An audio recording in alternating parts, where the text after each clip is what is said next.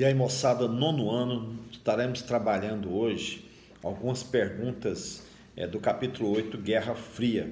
Ou seja, o nome desse conteúdo seria então Guerra Fria, questões sobre Guerra Fria. E a primeira delas, anote aí, ó.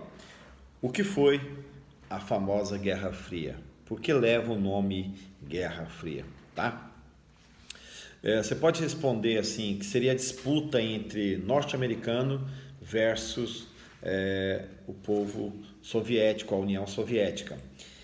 Estados Unidos buscando uma visão capitalista de mundo versus a visão socialista da Rússia.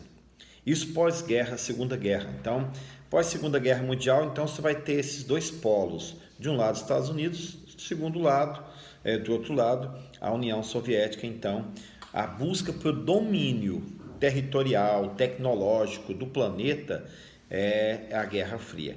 E por que leva o nome Guerra Fria? Porque oficialmente ninguém se declarou lutando contra o outro. Não havia declaração de guerras. Nós estamos estudando na Segunda Guerra, então todo mundo declarava guerra um ao outro. Aqui não houve declaração de guerra. Os Estados Unidos tinham inimigo, mas não declarou. A União Soviética tinha um inimigo, mas também não se declarou. Então, como não havia declaração de guerra, como não houve enfrentamento, não houve guerra armada, então nós vamos dar o nome então de Guerra Fria, ok? Show! Segunda questão. Depois então que houve a Guerra Fria, você pode perguntar então como que União Soviética e Estados Unidos disputavam essa hegemonia mundial. Então como que é isso? Como é que era essa disputa se não houve enfrentamento, se não houve derramamento de sangue, se não houve soldados sendo enviados para um destruir o outro? Então bora lá. Eu tenho aqui 5 subdivisões dessa resposta. A primeira, então, a disputa era no campo tecnológico. Então, aparecia uma tecnologia norte-americana, corria a União Soviética e fazia uma tecnologia melhor, igual, e já colocava no mercado, e a disputa, então, era essa, disputa tecnológica. Depois da disputa tecnológica, a segunda questão, o segundo item, você pode colocar nos armamentos. Então, os Estados Unidos se empenhava num tipo de armamento, Rússia se empenhava ainda mais. Então, depois da tecnologia, no armamento, e aí começa, então nós chamamos o terceiro tópico, que era a guerra espacial. Então, os Estados Unidos mandavam um satélite, a Rússia mandava outro, até que os Estados Unidos conseguiu bater nesse item aqui, mandando o homem à Lua. Ok? Quarto item, havia uma guerra ideológica. O que é isso? Além de estar lutando contra o inimigo de forma indireta, na Guerra Fria, sem derramamento de sangue, sem se posicionar como inimigo de tal, havia um derramamento, uma ideia, uma visão de mundo que era passado. E isso nós chamamos de guerra ideológica. Você se afirma melhor e apresenta os motivos de ser melhor. Essa palavra que o presidente tanto usa aí, ideológico, vem desse conceito aqui. Ideias de um mundo que eram passado. A União Soviética dizendo, o mundo passado, ideia que ser passado, a ideia de socialista, e o norte-americano fala, não, isso aí é fim de mundo.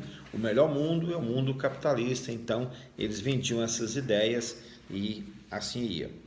Tem um item que você, não sei se você está ligado, que deve estar ligado, tá?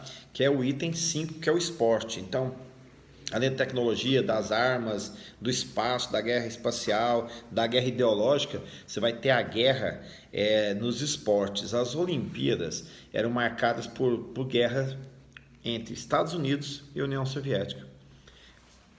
Quem ganhasse a Olimpíada estava dizendo, não, tá vendo? O norte-americano tem melhor tecnologia, cuida melhor do seu povo, porque bateu a Olimpíada ganhando tantas medalhas de ouro. E do outro lado a mesma coisa. Então a guerra era severa. Você imagina os dois times se encontrando aí nos esportes, né?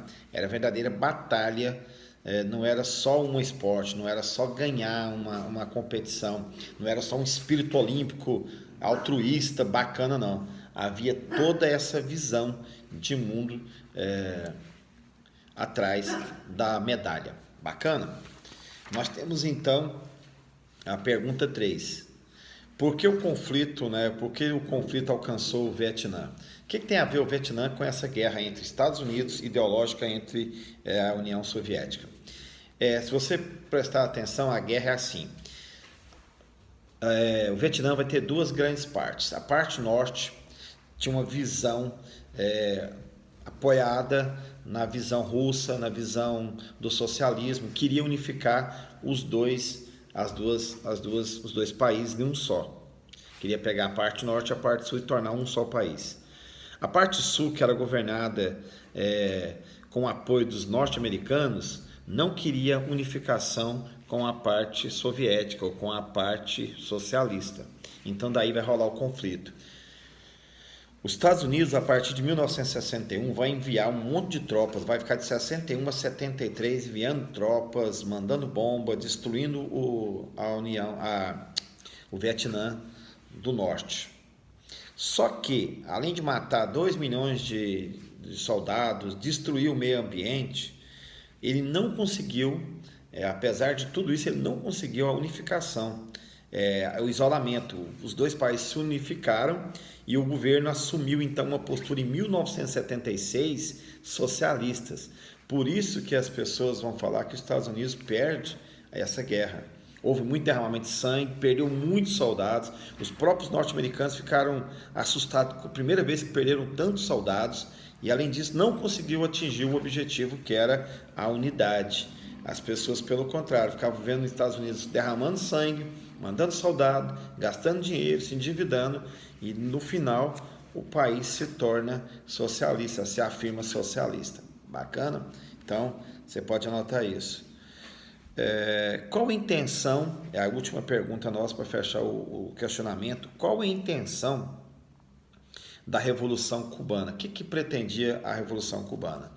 A Revolução Cubana pretendia derrubar Fulgêncio Batista, e Fulgêncio Batista, mais uma vez, era apoiado pelos norte-americanos. Então, quando entra um novo líder, no caso aqui Fidel Castro, apoiado por Che Guevara, eles fazem a revolução e tomam o poder, a primeira coisa que eles vão fazer, além de derrubar Fulgêncio Batista, é acabar com a intervenção norte-americana. Aí vai gerar todo um conflito, porque aí os norte-americanos vão criar um bloqueio contra o povo cubano, e esse bloqueio vai ser estendido há muito tempo, quando há poucos anos atrás foram encerrado esse bloqueio, mas agora com a nova liderança do Trump, eles voltam de novo ao bloqueio ao embargo contra o povo cubano.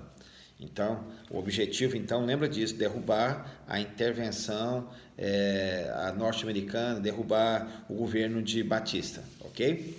Assim, disse que era a última, mas tem mais uma perguntinha.